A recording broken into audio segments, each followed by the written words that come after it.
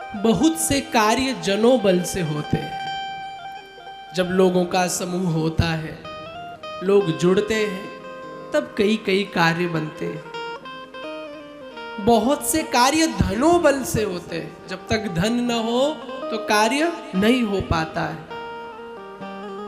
बहुत से कार्य मनोबल से बनते हैं। जन भी है, धन भी है, पर कई लोगों का मन नहीं होता कुछ करने का। पर जो ये भागवत कथा है, ये न तो धनोबल से होती है। अगर धनोबल से होती तो बड़े बड़े सेठ मुंबई में पड़े वो कथा करा रहे होते। ना तो जनोबल से होती। अगर जनोबल से होती तो ट्रैफिक में कितनी सारी भीड़ रहती, इकट्ठे होकर कथा सुन लेते।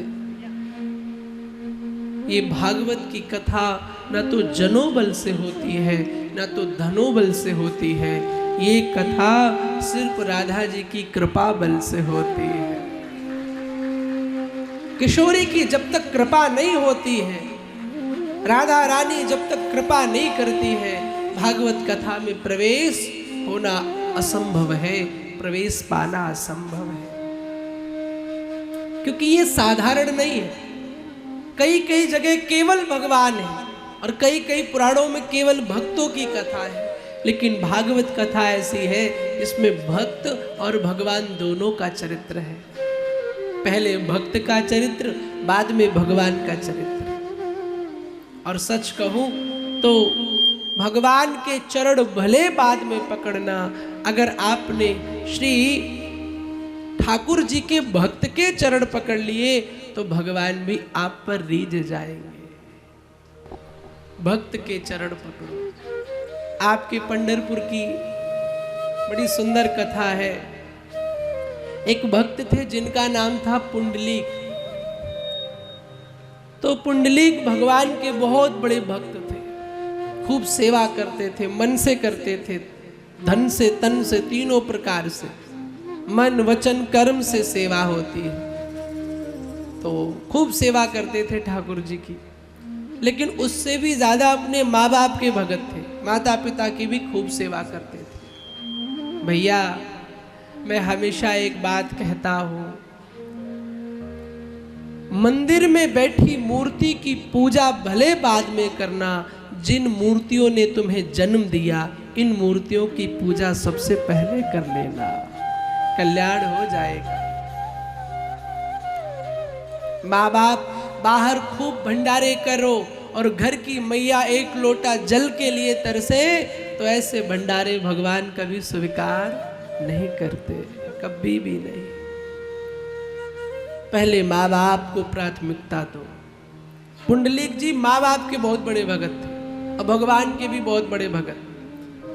तो एक दिन मैया लक्ष्मी ने भगवान से कहा कि पुंडलीक आपकी इतनी सेवा करते हैं, जरा दर्शन तो दे के आओ एक बार।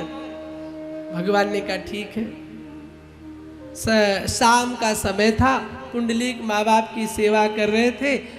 भगवान आके प्रकट हो गए। भक्त पुंडलीक, गेट खटखटाया, आ गया मैं। अब वो तो माँ बाप की सेवा कर रहा था। जैसे शोर हुआ सो उंगली लगाई, भगवान को बोला चुप रहो।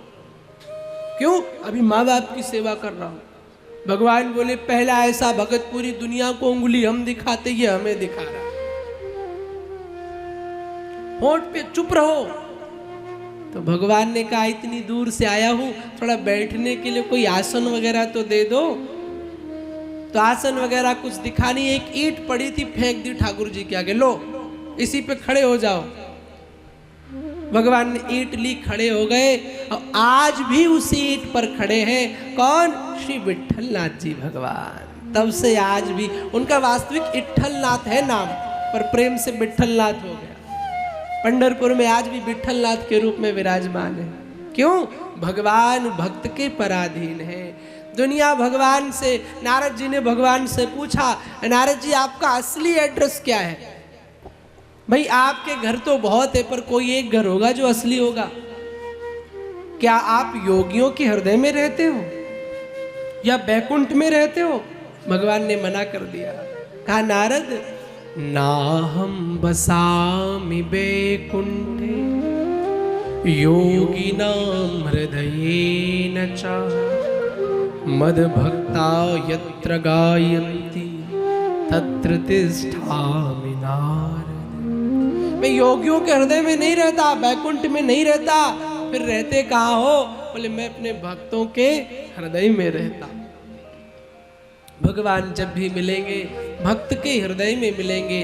भगवान को भले एक बार मत पूजना, लेकिन भगवान के भक्त के चरणों को पकड़ लेना, कल्याण हो जाएगा।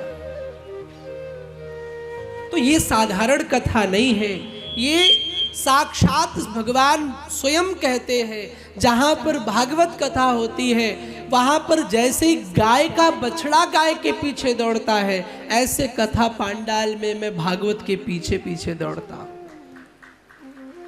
मैं गारंटी ले सकता हूं, भले कोई हो न हो, पर मेरे गोविंद, मेरे राधा वल्लभ यहां पर जरूर विराजमान होंगे। ये मैं 100% गारंटी के साथ कह सकता हूं। आज ये मीरा भाईंदर नहीं है, आज ये मीरा भाईंदर साक्षात वृंदावन बना है।